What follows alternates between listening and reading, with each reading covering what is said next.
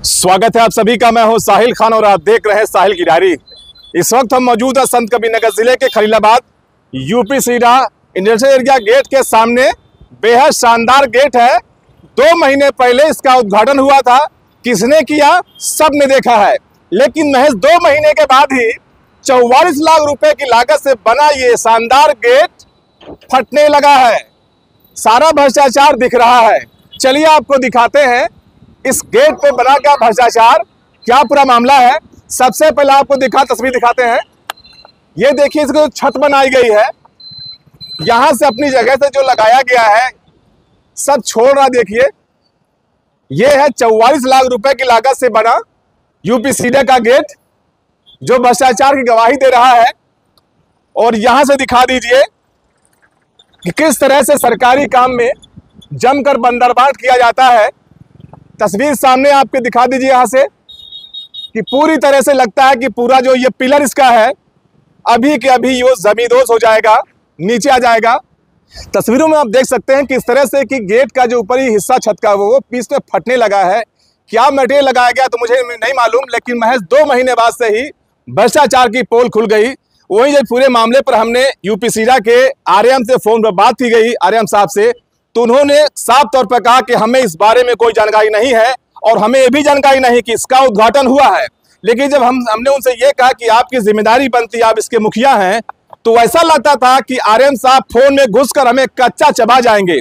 देखिए, UP industrial area के अध्यक्ष यहाँ पर हैं, उनसे पूछेंगे कि पूरा मामला क्या है। ये बताइए कि जो गेट यहाँ टूटा पड़ा है, ये क्या पूरा मामला है, कितने लागत बना था ये? देखिए, यूपी सीडा का जो क्षेत्रीय अधिकारी है और इसके खिलाफ हमने जब मुख्यालय में शिकायत की तो पता नहीं इसका दबदबा कितना है मुख्यालय में कि जय बार हमने शिकायत की, अपने शिकायती पत्र को ये पता नहीं कहां से दबा देता है, दबवा देता है। इसके खिलाफ कोई कार्रवाई नहीं हो पाती है। तो ये सारी जिम्मेदारी यूपी सीडा के आरएम की है, रीजनल मैनेजर की है। जितना भी काम आप देख रहे हैं, आज से आप 4 साल पहले जब कभी यहाँ इंडस्ट्रियल एरिया में आते रहे होंगे तो तमाम गड्ढे आपको दिखाई देते रहे होंगे। गेट बना और गेट का एक नक्शा बनाया गया कि एक भव्य प्रवेश द्वार बनाया जाए और भव्य प्रवेश द्वार से लगे कि हाँ इंडस्ट्रियल एरिया में हम प्रवेश कर रहे हैं। 44 लाख रुपए की लागत से ये गेट बना हुआ है। जो भी ठेकेदार इसको बनाया है उस ठेकेदार के ऊपर अंकुश लगाने का काम इस विभाग का होता है। और हम लोगों ने शुरू से ही, मैंने आपको पत्र भेज दिया है, मैं शुरू से ही इस विषय पे ध्यान आकृष्ट कराते रहता हूं कि जो भी सड़कें बनाई गई, शौचालय बनाया गया, गेट बनाया गया, इसका मानक हमेशा जांच कराया जाए। डीएम जो यहाँ संत कबीरनगर के डीएम जिनकी अध्यक्षता में जिला उद्योग बंधु की बैठक होती है, मैंने कई बार उद्योग बंधु की बैठक में भी इस विषय को उठाया है कि सर, और यहाँ जो भी कार्य कराया जा रहा है अपने स्तर से भी उसकी जांच कराई जाए। क्षेत्रीय अधिकारी को जब भी यहाँ के विषय में बताया जाता है तो ऊट पटांग ढंग से वो बात करता है, उसको बात करने की तमीज नहीं होती है। आप बता, आपने हमको एक फोटो भी इस पिलर की गिर गया था, बिल्कुल हाँ, जिस दिन उद्घाटन हो रहा था औपचारिक रूप से, कोई सरकारी उद्घाटन तो हम करवा नहीं रहे थे। यहाँ चूंकि चीजें बन के तैयार थी, लोग इसका उपयोग कर रहे थे, तो हमने इसको जनप्रतिनिधियों के बीच में, अधिकारियों के बीच में एक प्रस्तुतिकरण किया कि भाई औद्योगिक क्षेत्र पहले कैसा था और आज कैसे दिख रहा है। सड़कों का जो गड्ढा था, कुछ गड्ढे भर गए हैं, कुछ गेट बन गया है। तो आइए आप लोग देखिए इसको, और इसमें और भी जो सुधार की गुंजाइश है वो भी आप लोग प्रयास करिए जिससे और भी सुधार हो सके। उसी के नाते यहाँ उद्घाटन का कार्यक्रम रखा गया था। तो आप देखे रहे होंगे जिस दिन उद्घाटन हो रहा था उस दिन मैं टूटे हुए पत्थर की मरम्मत करा रहा था।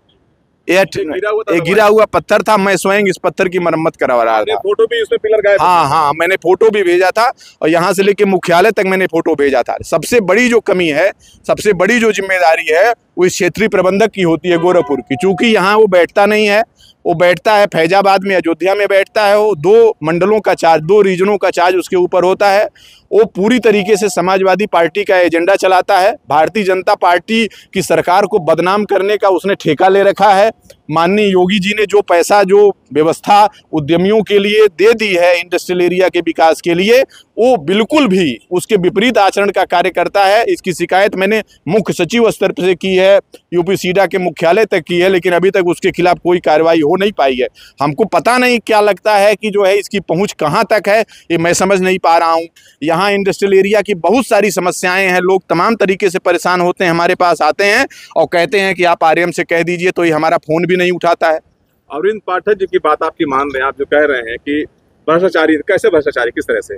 आप भ्रष्टाचार का आंकड़ा कैसे आपके सामने प्रस्तुत है, देख रहे हैं नहीं देख रहे हैं कि कई महीना हुआ गेट को बने और गेट का वो जो स्वरूप है बिगड़ रहा है नहीं बिगड़ रहा है? इसको पता ही नहीं है। इसको भ्रष्टाचार नहीं कहेंगे तो क्या कहेंगे, जरा आप बताइए।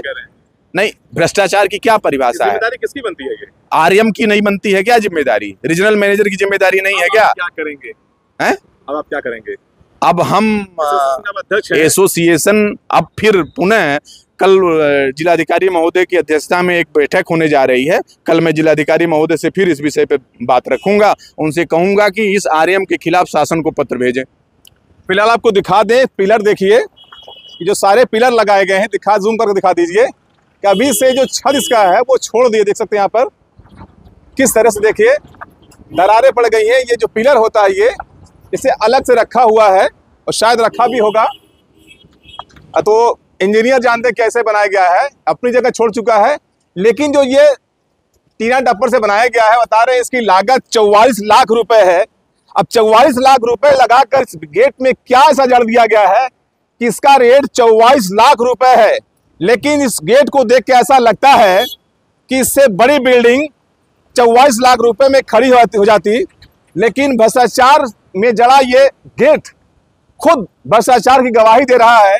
जो जिस तरह से आरएम साहब ने कहा कि हमारी जिम्मेदारी नहीं है, हमें इसके बारे में कोई जानकारी नहीं है गेट में क्या है, उन्होंने ये भी शब्द कहा कि अभी तक इसका उद्घाटन नहीं हुआ, किसने किया हमें नहीं मालूम। लेकिन जिस तरह एसोसिएशन के अध्यक्ष ने बड़ा आरोप लगाया है कि भ्रष्टाचार में लिप्त है, ये उनका कहना है। जी हाँ, तो जिस तरह से गेट अपनी गवाही दे रहा है भ्रष्टाचार की, देखने वाली बात होगी इस पूरे मामले पर सरकार ऐसे लोगों पर क्या कार्रवाई करती है, ये तो आने वाला वक्त ही बताएगा। जय हिंद, जय भारत।